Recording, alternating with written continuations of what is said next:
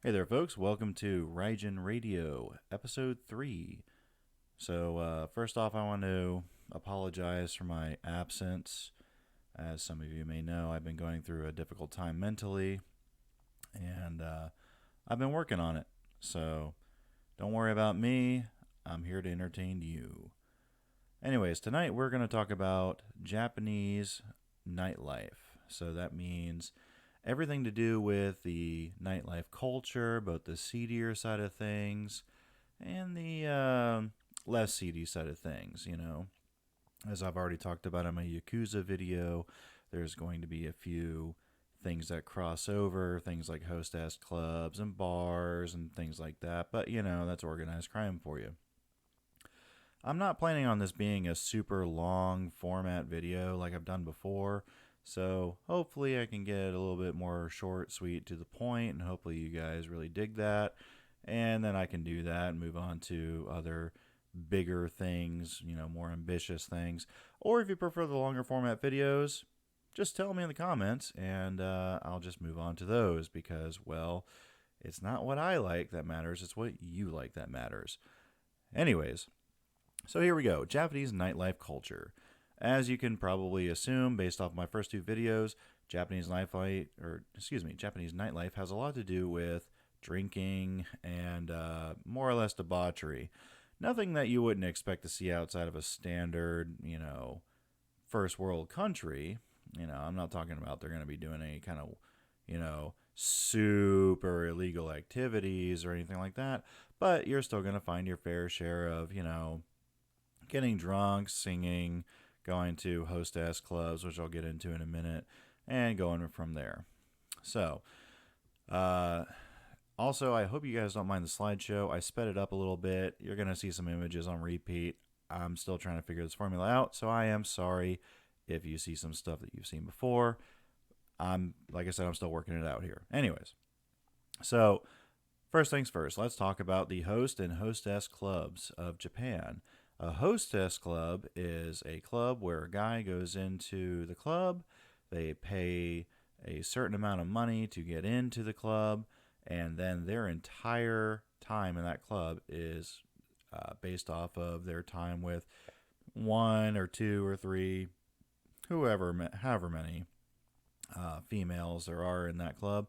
But they are all employees of the club and they come there to speak to the guy. Now, unlike what you would think of like a brothel or anything like that, these girls are not like that. They do not touch the guy. Well, I mean, they might put a hand on the lap or whatever, but they don't do anything overtly sexual with the guy. In fact, that is actually very frowned upon in most of those clubs. So guys that push their luck a bit, well, they tend to end out on the streets with a couple of Yakuza boot heels on their head, and, well, they learn their lesson from there. Anyways, so the point of a hostess club is because a lot of Japanese men, they work a long time. I mean, we're talking, 12 to 16-hour days, 6 days a week. Doesn't leave a whole lot of time in their lives for their love life. Now, prostitution in Japan is not legal per se, but it's kind of, they kind of look at it from the other way. They put a blind eye to it. But this has nothing to do with that. This is all about companionship. So, companionship in Japan is actually very, very highly sought after. So, like, if you ever know anything about geishas, a lot of people think, oh, geishas, those are like the old school prostitutes from the samurai era. That is not the case. They are companions. And in some cases, yes, those companions would sleep with, whoever was there. But their primary function was to provide some form of companionship. So whether that be listening to the guy about how long and hard his day was or how much his boss sucked. I mean, really anything, honestly. Everything to just like a standard shoulder massage. It's for those guys who want that genuine wife experience, but they don't have the time or the luxury, or in some cases the money to be able to have a wife and a wife of their own. So the point of these clubs is to give guys that experience that they are so desperately craving. And, outside of popular belief, it ain't all about sex with a lot of guys. A lot of guys actually do prefer that deeper, intimate, how was your day? How was my day kind of situation. So that's the whole point of a hostess club. Now, a host club, big spoiler warning here, it's the same thing as a hostess club, just with guys instead of girls. So instead of a club full of girls who look like they belong in a pop idol, icon show, 10s out of the category of 10, you've got guys who look like they are pop idol singers, 10s out of categories of 10. That's their purpose in life, but for the female side of things. Now, when it comes to the seedier side of things, obviously, because it's people trading themselves for time, there's going to be certain criminal tendencies, I guess you could say, with this kind of setup or club. So, in these clubs, obviously, most of them are more or less Yakuza affiliated. Some of them are directly owned by the Yakuza. It just really depends. But it's mainly a case of you go in, you pay your bill, you have your time, you get out. Don't worry about it. Don't sweat it. But some people, they go in, they rack up a huge bill, they can't afford to pay that bill, and what do you know? The Yakuza are not your biggest fans at that point, and they want you to pay your bill one way or the other. If you're a guy, that can mean that they, get a business card from you, they find out who your boss is, they find out where you work, and then they harass your boss for the payment for the rest of your bill, and then your boss, in most cases, will pay that bill and then fire you promptly for embarrassing the company. If you're a female, well, I'll just let your mind imagine what can happen there. And whatever you're imagining, yeah, that's probably the case. Not the best thing in the world. Anyways, you got to be careful. Some of these clubs are really actually kind of nice. You go in, you have a good time, you leave, whatever. But you got to be careful what you do there. Another big nightlife thing that you see in Japan is really the bar scene. I can't tell you how many bars I've been to Japan because that would make me seem like an alcoholic. However, I can tell you that most of them have, somewhat strict rules, but nothing that, unless you're a complete jackass, they're not going to throw you out of the bar. You might get some people looking at you the wrong way. Not that I've ever experienced that, however. You may get some people looking at you the wrong way and wishing that you were not there, but in most cases, unless you cause a giant scene, you're not going to get thrown out. But alcohol in the Japanese culture is very, very prevalent. As a matter of fact, if you want to know more about that, my first episode on this channel is called Japanese Drinking Culture, and it will tell you everything you want to know about the Japanese drinking culture. And going back to my previous subject about the Yakuza, if you want to know more about the Yakuza, obviously there is a episode based on that. It's actually episode 2. It's based off of the Yakuza. Now back to the bars. A lot of bars in Japan will have certain themes. You'll have, like a cowboy theme bar or a robot theme bar. I'm sure a lot of you have seen that one in Tokyo, or at least in Travel Channel guides of Tokyo, the big robots and all that. Now, there's also some bars that are more of your classical kind of bars with the wood grain and, all the older whiskeys on tap, that sort of thing. Then you got your more punk bars that seem more like, a biker gang would go to them, or what the Japanese consider like a biker gang, like that older 50s, 60s mentality. And of course, you've got your other stuff, weird niche bars for pretty much whatever you could want, honestly. Now, a lot of the nightlife actually revolves around food as well. So, you go out with your friends, you get tanked, and then you go to like an izakaya or something similar, maybe like a ramen shop. You fill up, and then you go back out for a night of, more drinking, more debauchery. So there's a lot that can go into that. I probably will cover honestly food culture in a future video, but we'll see how it goes. I'm trying to keep this thing going, and I kind of wanted to make it a weekly thing, but we're seeing where it goes. Anyways, sorry. Side note aside. Another thing that happens in Japanese culture with nightlife is things like karaoke.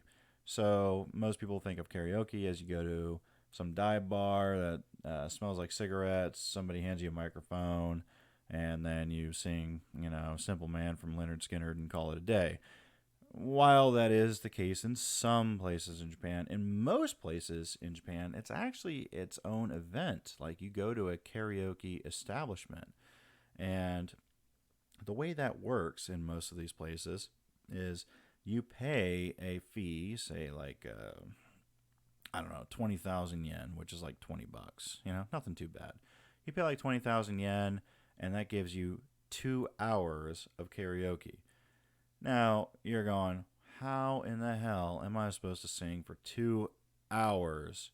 Well, good news. It's meant for you and your group. Now, a lot of times those karaoke establishments, they'll provide food, they'll provide alcohol, and in some of those places they actually provide alcohol for free for your entire time of being there. Now, not all of them are like that, so please don't expect them all to be like that. But there was one that I went to personally in Yamanashi, which was like that. You went in, you paid for 2 hours, and all of your drinks were free, no matter how many or what type they were. I genuinely don't know how that business model is sustainable, but I wasn't really worried about that at the time. I was more so concerned with uh, singing like a singing like a jackass while drinking. Uh, anyways, so karaoke is a really big thing in Japan as well. Now, another thing that's big in Japan is gambling. So it's not legal in Japan. That's why they have these places like pachinko parlors, which are more or less legal-ish, I guess is the best way to put it. Which means that um, if you were to follow the exact rules of pachinko, it would be illegal. But if you were to move, like say if you won your prizes and they printed out a ticket and then you went down the street to a guy who happens to collect those tickets, quote unquote, for his own personal reason, and he pays you for those tickets, well then there you go, you just got around the gambling system in Japan. Now that's not going to matter here soon. In 2021, gambling is going to come back to Japan, as I've already stated in my previous Yakuza video, and well, we'll see what happens with the Japanese nightlife. Then I think it's going to be very interesting to see casinos and all that opening up again and it being legal there. Now, am I going to partake in that? Maybe, maybe not. But I'm not really much of a gambler myself. I prefer to spend my money on drinks and good company as opposed to chance games. But for those of you who are planning on traveling to Japan, that may be something to look forward to. Now, it is interesting that it's happening 1 year after the Japanese Olympics come through. I'm not sure if they planned it that way or not, but it is what it is. Anyways, another facet of Japanese nightlife is, of course, just hanging out with your friends, going out on town. I can't tell you how many times in Osaka where I was walking around just seeing people literally drinking in the streets and just hanging out with their friends. You go into your local Lawson's or Family Mart or 7-Eleven, you grab some beers, you go outside, you crack them open, and you drink. That's because in Japan and most places, there's not really a law against public drinking per se. At least as far as I've seen. I have yet to see an officer stop anybody for cracking open a beer and drinking it in public. Obviously, some restrictions apply, but in most cases, it's, hey, we're just out with the friends, having a good time, and there you go. Another thing that's big in Japanese nightlife is things like video game culture. So you'll see a lot of these arcades that are open during the day. They really start picking up at night. And that's when a lot of the I want to say younger people, but they're realistically people that are, 40 or so and below. They're going out and trying their hands at like skill testers, those little claw machines, or, pretty much doing whatever, just, reliving their youth, really. And then you have certain places. Osaka has one. It's called, I can't remember the name of it for the life of me. Anyways, it's a place that has older NES games and Super NES games on, display. You pay them X amount of money to play those games, and they give you drinks and food, and you have X amount of time to play the games, and et cetera, et cetera. It's a really good time, actually. Another thing that people do when they're hanging out is you know, they partake in other cultures. So Osaka has a little part of it called America Town. So that's where the youth basically show up, and well, they act like Americans, whatever that means. But essentially, they go there, and like if you're a foreigner in that part of town, they're very friendly to you. They want to know everything about you. So that's a good place to go if you're wanting to really connect with Japanese youths and all that. But yeah, as far as Japanese night culture is concerned, outside of the more illicit things like the red light kind of stuff, which I could get into in a later video, but not sure YouTube's going to be super friendly with that. Maybe my own podcast thing, I can get into that kind of stuff if you really want me to. But for the most part, that's mainly Japanese nightlife. So tell me what you think in the comments. If you want to know anything about Japanese culture in general that I haven't covered in my previous videos, please let me know. And I will actually seriously consider making a video about it. I really don't have that many subscribers right now, so I will actually read all of your comments, believe it or not. So here's hoping that I can reach out to more of you and that you really appreciated this content, or that you really like this content, because I do plan on making more of it. That being said, this is not going to be a channel based entirely off of Japanese culture. I am going to be doing podcasts about other things like the Star Wars show, The Mandalorian, or anything really, in all honesty, anything that I am at least somewhat knowledgeable in. So, anyways, hope you all really liked the video today, and let me know what you think of it, and I will get back to you soon with the next video. Hopefully not a couple months apart like the last ones. Anyways, this is Ryan from Raijin Radio, signing out. Good night.